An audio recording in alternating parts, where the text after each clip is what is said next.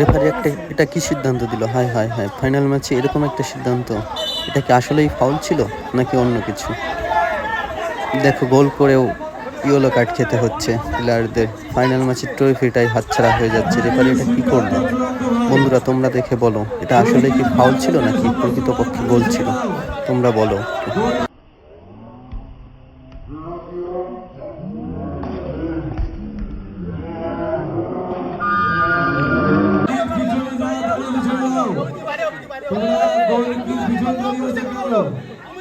অনেক জায়গা ফাঁকা আছে।